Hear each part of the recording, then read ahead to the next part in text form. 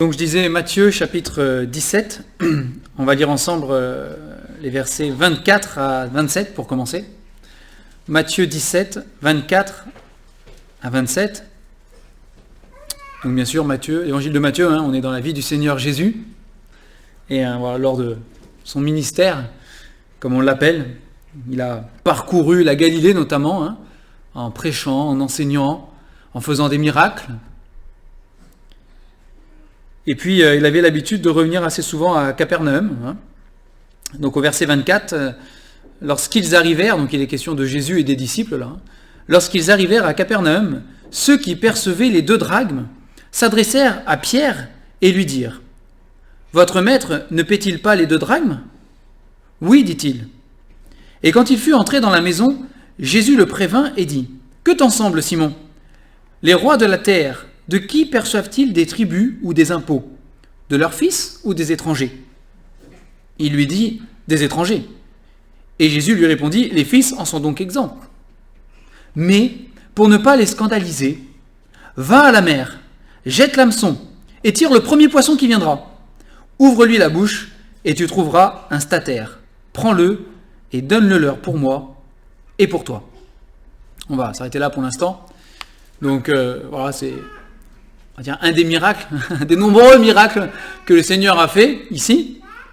Donc quand ils arrivent à Capernaum, dans cette ville, donc il y avait des espèces de douaniers, je ne sais pas comment on peut les... Ça, d'ailleurs, il est question de péager, de douaniers. Bref, en tout cas, il fallait payer des taxes. D'accord ? Ils arrivent, il faut payer. C'était comme ça. On ne va pas rentrer là dans les détails de comment fonctionnait l'Empire romain derrière tout ça. Mais voilà, il y avait des taxes à payer. Et il semblerait que Jésus et Pierre, en tout cas... en arrivant là, ils n'ont pas payé. Ou ils n'avaient pas encore payé, je ne sais pas. Le Seigneur savait pourquoi, de toute façon.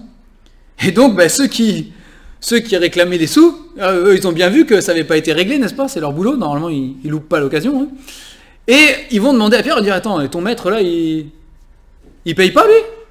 Est-ce qu'il se croit au-dessus de tout le monde parce que c'est un maître, là, un rabbin, un enseignant, ils ne savaient pas trop qui était Jésus plus que ça, de toute façon. Ils avaient entendu peut-être qu'il faisait des miracles ou que des foules le suivaient, mais bon, ces gens-là, ils n'étaient pas des disciples de Jésus. Mais ils se croient supérieurs, ils ne payent pas. Alors Pierre lui dit tout de suite, oui, il va payer, bien sûr, il va payer.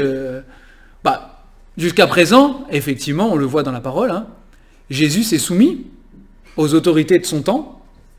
Il s'est soumis aux lois qui étaient là, tant que ça ne contredisait pas la parole de Dieu, tant que ça ne contredisait pas ce que Dieu demandait, Jésus s'est soumis à ce qui était à chaque fois. Il s'est même soumis à la loi de Moïse, il l'a accompli. C'est, pas dans les traditions et dans tous les trucs qu'avaient rajouté les pharisiens, ça non. Mais dans ce qui était correct selon Dieu, il a toujours respecté. Donc Pierre, il dit, oui, bien sûr, il va payer. Enfin, voilà, il a toujours respecté, il va respecter. Et puis quand il arrive, vous avez cette discussion qu'on vient de lire, du coup, entre Jésus et Pierre, où Jésus lui dit, Donc, c'est une image que prend Jésus avec cette histoire de roi, les impôts, etc. Et Jésus veut faire réaliser à Pierre quelque chose, veut dire, mais celui qui est le roi, est-ce que les impôts, les taxes, est-ce que c'est pour tout le monde, en fait ? Ou est-ce qu'il y a des catégories de personnes qui n'ont pas à payer ? Effectivement, dans l'exemple que prend Jésus pour Pierre, il y a une catégorie de personnes, c'est vrai, qui ne payent pas. C'est quand un roi ordonne de payer des taxes et des impôts, quand le fils du roi se présente dans le village ou la ville où il faut payer, lui, il ne paye pas. Bien évidemment, la question ne se pose pas. Il est fils du roi. Ce serait du jamais vu, ça. Il ne paye pas. Et Jésus veut faire comprendre à Pierre, il y a une catégorie de personnes qui n'a pas à payer, parce qu'ils sont déjà maîtres de tout, en fait. Le fils du roi, il est maître comme le roi de tout, en fait. Et il n'a pas à payer. Et Jésus veut expliquer par là à Pierre en disant, mais moi, Jésus, je suis le roi des rois.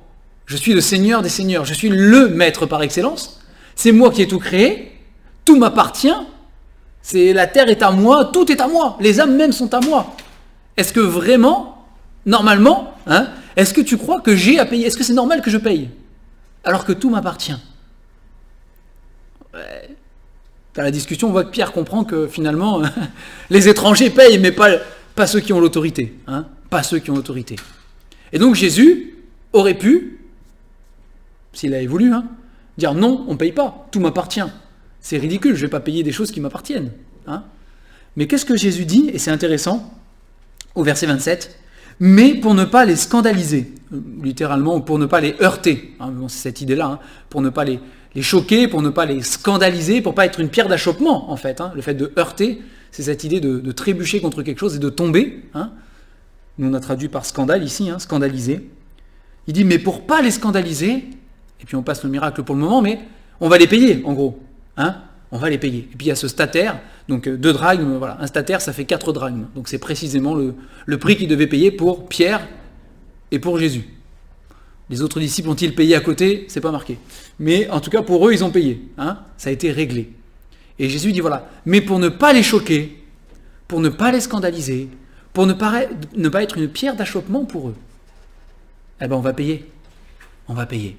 Et on voit dans toute la vie du Seigneur Jésus, cette soumission justement, hein, ce respect qu'il pouvait avoir de certaines autorités qui étaient là, établies. Hein. Jésus n'a pas demandé à ses disciples de se révolter contre les autorités qui existaient. Jamais. Hein. Jamais il a demandé ça. Pourtant, il était le roi des rois. Hein. Il aurait pu être au-dessus de toutes ces lois humaines. Et dans le ciel, Dieu qui règne et qui trône, hein, est au-dessus de ces lois humaines. Mais quand il est venu sur la terre, il est venu nous montrer un exemple, il est venu nous enseigner à la fois par ses paroles et par son comportement et par la manière dont il a vécu, il est venu nous enseigner des choses. Hein. Et il a respecté à chaque fois. Parce qu'il ne voulait pas être un objet de scandale ou de chute pour les autres. Et donc, sur les scandales, sur le fait d'être un objet de chute, la parole de Dieu nous parle plusieurs fois, et le Nouveau Testament notamment insiste dessus, hein, dans les relations fraternelles et dans plein de choses, de ne pas être un objet de scandale, un objet de chute, une pierre d'achoppement, ailleurs il est écrit, hein, les uns pour les autres ou pour ceux qui nous entourent. Et c'est une vérité que le témoignage que nous rendons par la manière dont nous vivons, hein, a un impact sur la manière dont ceux qui nous regardent, sur la manière dont, même de vivre, de ceux qui nous entourent, hein, de ceux qui nous regardent de proche ou de plus loin. C'est la manière dont nous, chrétiens, enfants de Dieu, nous nous soumettons ou pas aux autorités, la manière dont nous réagissons, la manière dont nous nous comportons, de nos comportements. Hein. Quand c'est vu par les autres, ça peut être décourageant pour d'autres de venir à l'évangile, ça peut être une pierre d'achoppement même pour certains de venir à l'évangile. La manière dont se comportent certains chrétiens peuvent dégoûter d'autres âmes de venir à Jésus. Et il ne faut pas qu'il en soit ainsi pour nous-mêmes. Hein. Même si nous sommes fils de roi en Jésus, c'est cette liberté dont il est question en Christ. Je suis libre. Paul dit, c'est pour la liberté que Christ nous a affranchis. Et c'est merveilleux. Mais Paul met en garde aussi, c'est le Seigneur derrière Paul. Plusieurs fois, il met en garde. Que cette liberté ne soit pas une excuse de faire n'importe quoi. Parce qu'il y en a qui regardent notre vie. Et qu'on ne soit pas nous-mêmes, par nos comportements, par notre manière de parler, d'agir, hein, qu'on ne soit pas une pierre d'achoppement pour d'autres chrétiens ou pour des personnes qui ne sont pas encore au Seigneur et qui nous regardent vivre. Il faut que nous fassions attention, que nous soyons vigilants à ça. Et le Seigneur, il le dit, voilà, pour ne pas les scandaliser, on va le faire. Et on a même l'impression que pour le Seigneur, finalement, c'est rien du tout. Hein, on va le faire, et c'est facile, il suffit d'aller pêcher un poisson. Bon, c'est peut-être pas la méthode que nous, on aurait choisi pour trouver 4 drachmes. Hein. Si vous avez besoin d'argent un jour, je ne sais pas si la première chose que vous allez faire, c'est prendre un hameçon, jeter dans la rivière et tirer un poisson, ouvrir le ventre et puis récupérer de l'argent. Moi, j'aurais pas pensé à ça. Ça, c'est la méthode de Dieu, n'est-ce pas, hein. Bon, voilà, c'était pour le moment. Hein, on va y revenir après. Mais pour Dieu, c'est le plus important dans cette histoire, c'est pas de faire valoir des droits qu'il pouvait avoir. Hein. C'était de ne pas être en scandale aux autres. Que personne puisse dire après dans la ville de Capernaum, « Ouais, Jésus, il se croit au-dessus de tout le monde, il n'a pas payé. » Non. Il ne fallait pas que quelqu'un puisse rendre un mauvais témoignage. Hein. Et on voit que le Seigneur Jésus a réussi jusqu'à la fin de sa vie, puisque même quand il a été arrêté, hein, et qu'il a été accusé, ils ont cherché des témoignages. Ils ont cherché des choses, des gens qui auraient pu dire des choses de Jésus. Hein. Oh là là, mais il n'a pas voulu faire ceci, ou il a fait cela, et il n'avait pas le droit, etc.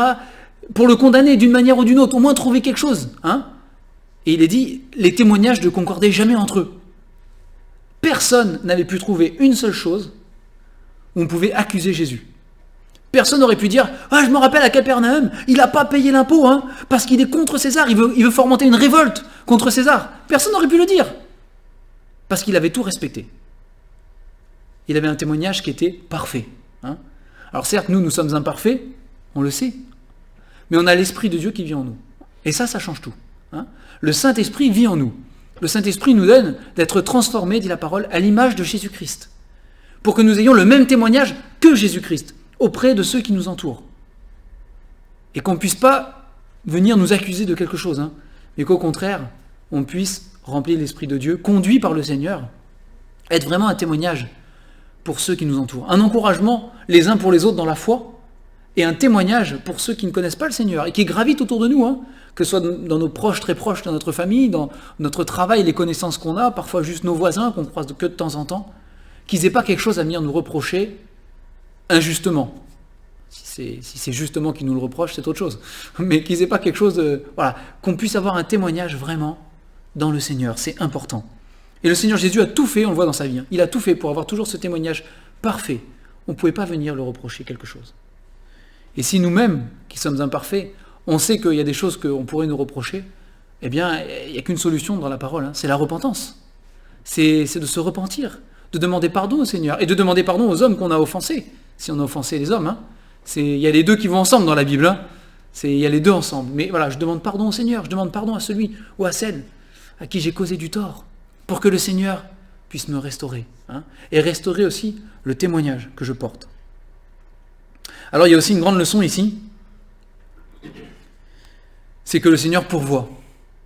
On ne peut pas passer à côté. Hein. Le Seigneur pourvoit en toutes choses. Jésus, il était parti, hein, sur les routes pour prêcher. Les disciples, ils avaient quitté leur travail, c'était pour eux là, hein, c'était leur appel, ils avaient quitté leur travail, ils avaient suivi Jésus. Et ils avaient pas grand chose en poche. Hein. Et là, il semblerait qu'ils n'avaient même pas 4 drachmes. S'ils avaient eu 4 drachmes, hein, Pierre les aurait payés, sans doute en arrivant. Je ne sais pas, s'ils n'ont pas payé, sans doute qu'ils ne les avaient pas.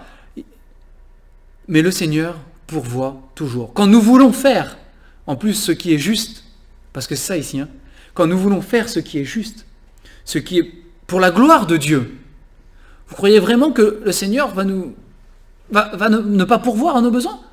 C'est impossible. Et Dieu le prouve ici. Allez, jette un hameçon dans la mer. Vous savez, Pierre, il était pêcheur, hein, c'était son métier. Hein. Est-ce que vous croyez qu'une seule fois dans toute sa vie de pêcheur, il a remonté un poisson avec de l'argent? Très peu probable. Impossible, c'est dur à dire, mais franchement, très très peu probable, hein, que dans tous les poissons que Pierre il ait pris dans sa vie, et il en a pris, hein, il est déjà remonté un poisson avec de l'argent. Non. Et Jésus va dire à Pierre, qui est pêcheur, hein, qui était pêcheur, jette un hameçon dans la mer, tu tires, et le premier poisson que tu vois, hein, voilà, le premier que tu attrapes, tu ouvres et tu trouveras un statère, donc 4 drachmes. Précisément, hein, précisément. Bon, c'est impossible, hein. Si c'est pas un miracle, c'est pas possible. Et c'est ce que Pierre fait. Le Seigneur pourvoit toujours à nos besoins. Et tournez un peu vos Bibles en arrière, en Matthieu. Matthieu 6, ma mémoire ne me trompe pas.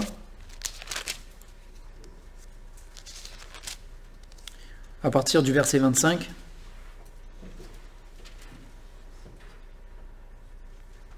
Matthieu 6, 25. C'est pourquoi je vous dis, ne vous inquiétez pas pour votre vie, de ce que vous mangerez, ni pour votre corps, de quoi vous serez vêtus. La vie n'est-elle pas plus que la nourriture et le corps plus que le vêtement? Regardez les oiseaux du ciel. Ils ne sèment ni ne moissonnent et ils n'amassent rien dans des greniers.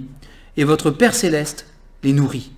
Ne valez-vous pas beaucoup plus qu'eux? Qui de vous, par ses inquiétudes, peut ajouter une coudée à la durée de sa vie? Et pourquoi vous inquiétez au sujet du vêtement? Considérez comme croissent les lys des champs. Ils ne travaillent, ni ne filent. Cependant, je vous dis que Salomon même, dans toute sa gloire, n'a pas été vêtu comme l'un d'eux. Si Dieu revêt ainsi l'herbe des champs, qui existe aujourd'hui, et qui demain sera jetée au four, ne vous vêtira-t-il pas à plus forte raison, gens de peu de foi? Ne vous inquiétez donc pas et ne dites pas « Que mangerons-nous? Que boirons-nous? De quoi serons-nous vêtus ?» Car toutes ces choses, ce sont les païens qui les recherchent. Votre Père céleste sait que vous en avez besoin. Cherchez premièrement le royaume et la justice de Dieu, et toutes ces choses vous seront données par-dessus. Ne vous inquiétez donc pas du lendemain, car le lendemain aura soin de lui-même, à chaque jour suffit sa peine. Il y a d'autres passages qu'on pourrait prendre dans toute la parole de Dieu, qui nous montrent que l'Éternel, c'est le Dieu qui pourvoit. Jésus est celui qui pourvoit. Élie, les enfants, ils ont vu ça à l'école du dimanche il n'y a pas longtemps, ils sont dans Élie en ce moment-là. Élie, et nous on l'a vu en étude biblique, Élie, il était dans un endroit désert, il n'y avait rien à manger, heureusement il y avait un torrent, bon, au bout d'un moment il était à sec, mais pour un certain temps il avait à boire, il n'avait rien à manger, il était condamné à mourir de faim, humainement parlant. Et vous aviez des corbeaux qui venaient chaque jour le nourrir. Chaque jour, vous aviez des corbeaux, je sais pas où, je mets toujours à la place, j'imagine, voir les corbeaux arriver et tout, quoi. Il avait des corbeaux qui venaient tous les jours pour lui apporter à manger. C'est la même chose que jette un hameçon et puis tire un poisson et puis tu tires l'argent dont tu as besoin et c'est bon. C'est incroyable.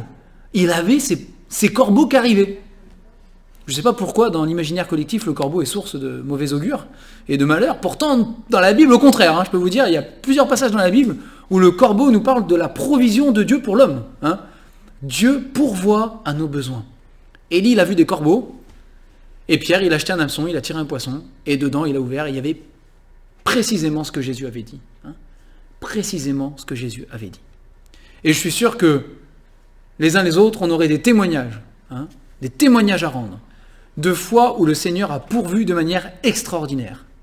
On ne s'y attendait pas. On était dans nos réflexions, dans nos raisonnements humains, dans nos inquiétudes parfois, même si on ne doit pas s'inquiéter. Et puis, Dieu a pourvu. C'est une loi infaillible. Le Seigneur pourvoit. Il pourvoit. Et il pourvoit d'autant plus qu'on veut faire ce qui est juste. Qu'on veut obéir au Seigneur. Qu'on veut vraiment marcher dans la justice. Il le dit, on l'a lu, cherchez premièrement le royaume de Dieu et sa justice. Marchez et vivez dans ce qui est juste. Dans ce qui est juste. Juste aux yeux de Dieu et pour rendre aussi le juste témoignage devant les hommes. Et Dieu pourvoira à vos besoins. C'est pour un témoignage personnel, si vous voulez. Depuis qu'on a quitté tout pour suivre le Seigneur, on va dire, de la manière dont le Seigneur nous l'a demandé à nous, c'est chacun pour lui-même, et que j'ai quitté mon travail, etc., Dieu a pourvu à nos besoins d'année en année, de mois en mois, avec une fidélité et une grâce qu'on n'explique pas. Et on a remarqué quelque chose ces dernières années, c'est que on reçoit des dons de personnes qu'on n'a pas vues depuis des années. On a perdu contact depuis des années. Et on reçoit des dons, un don comme ça par la poste, un jour. Et on sait très bien maintenant, on a compris avec le recul, on sait très bien que c'est que ce mois-ci, on va avoir un truc qui n'est pas prévu. Il y a une dépense pas prévue ce mois-ci. Il y a un truc qui tombe en panne, il y a un truc à réparer, il y a un truc... Et je peux vous dire que depuis plusieurs années, on peut témoigner qu'on l'a vu. C'est la vérité. Donc maintenant, à chaque fois qu'on reçoit un don d'une personne où c'est pas prévu, on se dit « Ah, qu'est-ce qui va nous arriver ce mois-ci ?» On verra. Mais le Seigneur a déjà pourvu. Et c'est la vérité. Je peux même pas vous dire combien de fois c'est arrivé. Mais c'est arrivé plein de fois depuis ces dernières années notamment. C'est arrivé plein de fois. Ou en tout cas, peut-être qu'on l'a plus vu ces dernières années que les années précédentes. Tout simplement. Mais on a vu ça. Parce que le Seigneur, il est fidèle. Le Seigneur, il sait toutes choses. Le Seigneur, il pourvoit. Il pourvoit. Et quand le Seigneur dit « Ne vous inquiétez de rien », il sait. Il sait précisément pourquoi il le dit. Parce que lui, il voit déjà toute notre vie. Il a un plan pour chacune de nos vies. Il sait ce qui va m'arriver demain, et après-demain, et dans une semaine, et dans 5 ans, et dans 10 ans, et dans 20 ans si Dieu me donne 20 ans. Il le sait. Il sait toutes choses, dans les moindres détails. Et dans la parole, nous avons des tas d'exemples. Et dans nos propres vies, si on analyse notre propre vie, on a aussi des tas d'exemples où Dieu prouve à chaque instant, il est celui qui pourvoit. Et il le sera toujours. Dieu est le même, Jésus-Christ est le même hier, aujourd'hui, éternellement, on ne le répétera jamais assez. Mais Dieu, lui, ne change pas. Nous, on change. Nous, on est changeants. Les hommes, on est changeants. Parfois pour notre malheur, mais on est changeant. Il y a des fois, on marche avec le Seigneur, on surfe sur une vague de Saint-Esprit, je ne sais pas comment vous voulez l'appeler, mais vraiment, on sent, waouh, il y a quelque chose. Et puis, il y a des fois, il y a des circonstances qui arrivent dans notre vie, des émotions qui nous bouleversent, des choses, et on se retrouve tout en bas. Et on se met à s'inquiéter, on se met à raisonner, Et puis le Seigneur intervient, on fait « Waouh, non, Seigneur, tu es là !» Et puis on repart. Nous, on est changeants. Ça, c'est la vérité, c'est notre vie à chacun, avec le Seigneur, suivant les étapes de notre vie. Mais Dieu, lui, il ne change jamais. Il est toujours fidèle. Si vous lisez les biographies, pareil, d'hommes ou de femmes de Dieu, de ce qu'ils ont vécu, je pense particulièrement à George Muller, parce que pour le coup, là, que Dieu pourvoit, il y a quelque chose là, vraiment. Mais c'est le même Dieu, il n'a pas changé. C'est le même Dieu qui a envoyé les corbeaux pour Élie. C'est le même Dieu qui a trouvé, qui a mis quatre drachmes, un statère, dans le ventre de ce poisson. C'est le même Dieu qui envoie les chèques quand il faut. C'est le même Dieu qui pourvoyait au petit déjeuner de ses orphelins dans ses orphelinats pour George Muller, alors que le matin même il n'avait rien, il remerciait, il rendait grâce au Seigneur pour la nourriture qui allait arriver, il ne savait pas du tout comment, et puis on toquait à la porte et le boulanger apportait parce qu'il n'y a pas de raison, c'est tout, parce que Dieu avait dit de le faire, c'est tout. C'est le même Dieu, c'est le même Dieu. Et c'est ce Dieu qui veut encore nous encourager aujourd'hui à dire voilà, je suis ce Dieu-là, je suis ce Dieu qui est fidèle, je suis ce Dieu qui ne t'abandonnera jamais. Jamais. Et ce matin, Trésor nous a rappelé ce passage où Simon-Pierre, qui a vécu ça, va renier le Seigneur 3 fois. Est-ce que le Seigneur va abandonner Pierre pour autant ? Non. Le Seigneur, il n'abandonnera jamais. Et il va pourvoir après pour Pierre à tout ce dont Pierre a besoin, dans son âme, pas simplement matériellement, là, mais dans son âme. Il va pourvoir à ce que Pierre avait besoin dans son âme. Et il y aura cette discussion avec le Seigneur, où plusieurs fois il va lui demander « Pierre, m'aimes-tu » Parce que Pierre avait besoin de ça dans son âme, de cette discussion avec le Seigneur, de cette rencontre après, il en avait besoin. Et le Seigneur a pourvu. Le Seigneur pourvoira pour le vêtement, il pourvoira pour la nourriture, et il pourvoira pour le besoin de nos âmes. Le besoin de nos âmes. Et les moyens que Dieu va employer, ils peuvent être multiples et variés. Et là, c'était un poisson avec un sou. C'est quelque chose quand même. Un sou dedans. Mais c'est le Seigneur qui pourvoit. Alors vraiment que nous puissions placer notre confiance dans ce Dieu-là et marcher par la foi. On dit souvent que marcher par la foi, c'est marcher de manière aveugle. C'est pas tout à fait vrai. Moi, je suis pas tout à fait d'accord avec ça. C'est pas tout à fait vrai. C'est ce Dieu dans lequel j'ai placé ma confiance, le Dieu de la Bible, c'est pas une foi aveugle. Après tout ce qu'il a fait pour moi déjà dans ma vie, après tout ce qui est consigné dans la parole de Dieu, de ce qu'il a fait, c'est pas aveugle. Il a montré, il a prouvé qu'il m'aimait. Il l'a prouvé parce que c'est écrit dans la parole. Il l'a prouvé parce qu'il est venu mourir pour moi il y a 2000 ans sur cette croix. Et il l'a prouvé parce que dans ma vie, il est intervenu. Il a changé mon cœur. Il m'a transformé. Il a mis en moi son esprit. Et depuis que je l'ai suivi, il m'a conduit chaque jour de ma vie. Il était fidèle chaque jour. Même les jours où moi je n'étais pas fidèle, lui il a été fidèle. Il a toujours été là. Et je me retourne et je le vois. Et c'est pas une foi aveugle ça. Je sais ce que le Seigneur a fait pour moi. Vous savez, vous, si vous connaissez le Seigneur, vous savez ce que le Seigneur a fait pour vous. Et si on laissait la parole à chacun, on ne serait pas rentré chez nous avant le couvre-feu. Si on devait témoigner de ce que Dieu a fait dans notre vie, de toutes les fois où il est intervenu. C'est aveugle ça ? C'est pas aveugle. Le Seigneur a prouvé dans notre vie qu'il était vivant et qu'il était vrai. Jean, il dit, il l'a vu, c'est vrai pour de vrai, mais ce que mon œil a vu, ce que mon oreille a entendu, ce que mes mains ont touché. Lui, il a vu Jésus, il l'a touché. Mais je peux vous dire que plus on avance avec le Seigneur, et plus on peut dire comme Jean, ce que mon œil a vu, ce que mon oreille a entendu, ce que j'ai touché de mes mains. Parce que Dieu a agi et est intervenu dans ma vie comme il l'a fait dans votre vie, de manière très concrète. Vous savez, Dieu, c'est pas un Dieu de l'abstrait, un Dieu flou, un Dieu théorique. Si vous avez placé votre foi en lui, vous le savez au quotidien dans votre vie. Il y a des choses concrètes qui se sont passées, des choses qu'on peut toucher, des choses qu'on peut voir. Parce que c'est le Seigneur, il est fidèle, il est vivant, il est vrai. C'est pas comme les idoles, c'est pas comme les dieux de ce monde, les divinités. C'est le Dieu Tout-Puissant qui se manifeste et qui intervient et qui a fait des promesses pour nous. Et vraiment ce matin, voilà, qu'on soit encouragé à saisir ces promesses. Ne vous inquiétez de rien. On dit, ouais Seigneur, c'est facile à dire, mais moi dans ma vie, c'est vrai. C'est vrai. Et il y en a dans leur vie qui se sont inquiétés, et même dans la Bible, on en voit, ils ont des vies pas faciles, il y en a certains. Hein. Et il y avait de quoi s'inquiéter, hein, c'est vrai. Mais le Seigneur dit, mais je le sais. Je sais ce que tu vis, je sais ce que tu ressens. Et moi, je sais même pourquoi tu le vis et pourquoi tu le ressens. Même si toi, tu ne sais pas encore pourquoi, peut-être. Moi, je le sais. Et je suis là. Et fais-moi confiance. Fais-moi confiance. Mais ne t'inquiète pas. Est-ce que, c'est la question qu'il a posée là, on l'a lu dans le verset, est-ce que tu peux rajouter par une inquiétude, est-ce que tu vas rallonger ta vie? Au contraire, il paraît que le stress, c'est pas bon pour la santé. Mais est-ce que, par tes inquiétudes, tu vas rajouter quelque chose à ta vie? Dieu dit, moi je connais le moment de ta naissance, je connais le moment de ta mort, je connais tout. Il n'y a pas un jour qui va être ajouté, enlevé. Je le sais, c'est moi qui suis l'Éternel, j'ai ça entre mes mains. C'est le plan pour ta vie. Que tu t'inquiètes ou que tu t'inquiètes pas, ça ne changera rien. Et rien du tout.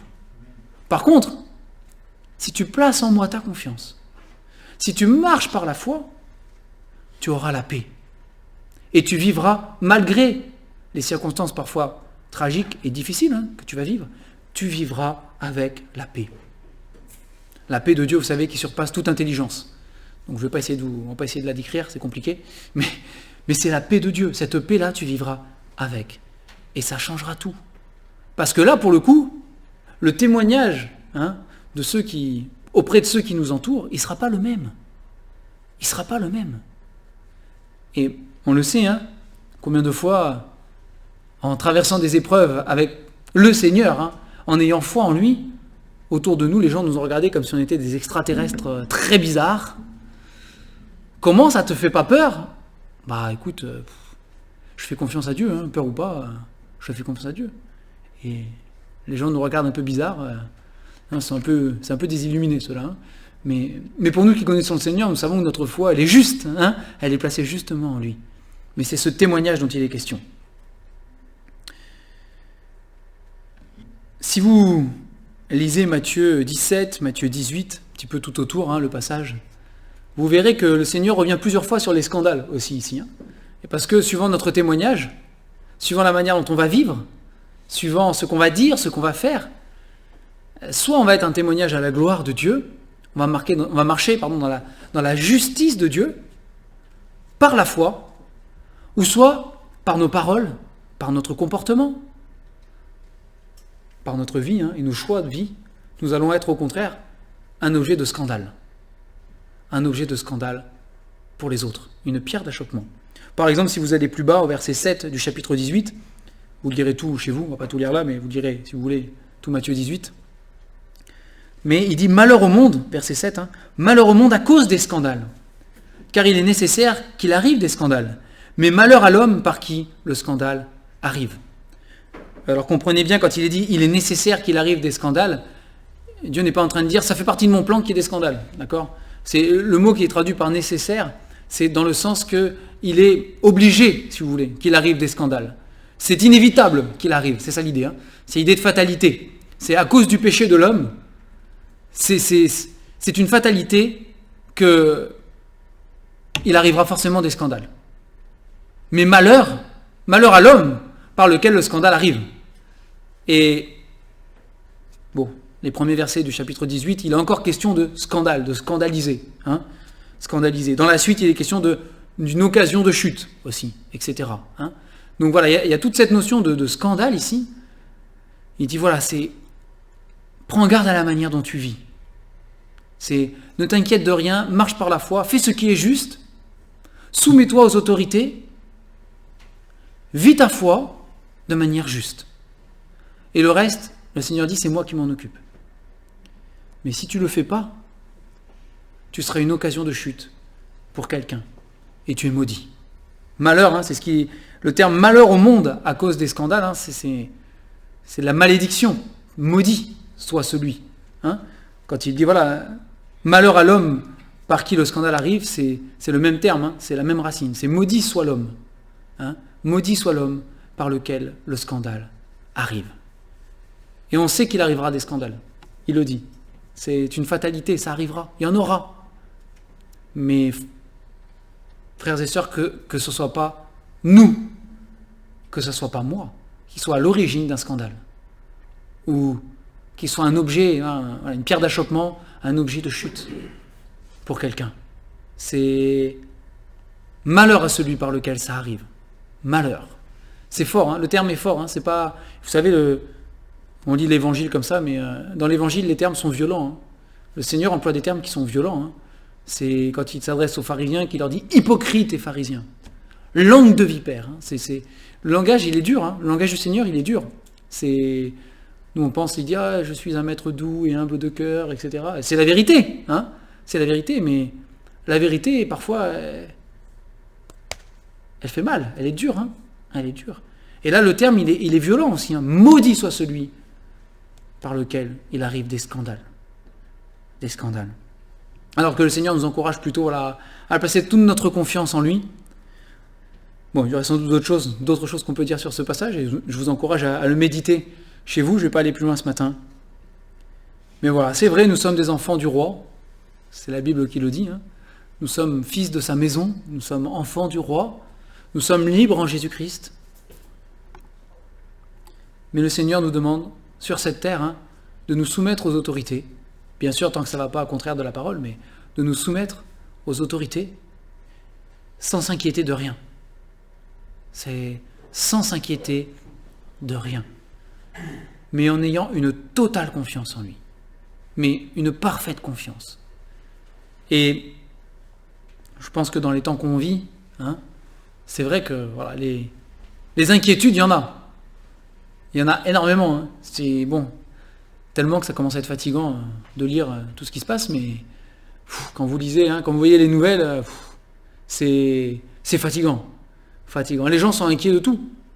Et oui, avec cette crise sans précédent, et humainement parlant, on va dire qu'ils s'inquiètent à juste titre. Sans aucun doute, humainement parlant. Mais nous avons apporté un autre témoignage, nous, dans ce moment-là. Nous avons apporté le témoignage de celui qui fait confiance à Dieu. Malgré tout. Ça ne veut pas dire qu'on va être épargné par ce qui se passe autour de nous. Ça, jamais la Bible l'a promis. Jamais. Ça ne veut pas dire ça. Mais ça veut dire qu'on peut être un témoignage puissant dans ces temps présents-là. Aujourd'hui. Parce qu'il y avait Élie avec les corbeaux, c'était bien sympa. Et c'était très bien, mais c'était à son époque à lui.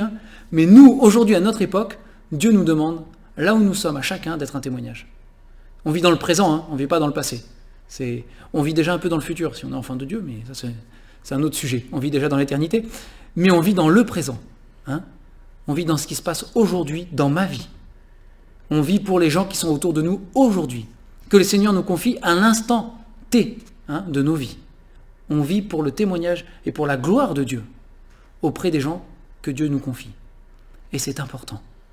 C'est important d'avoir ce témoignage de foi. Alors que vraiment, voilà, le Seigneur nous encourage encore.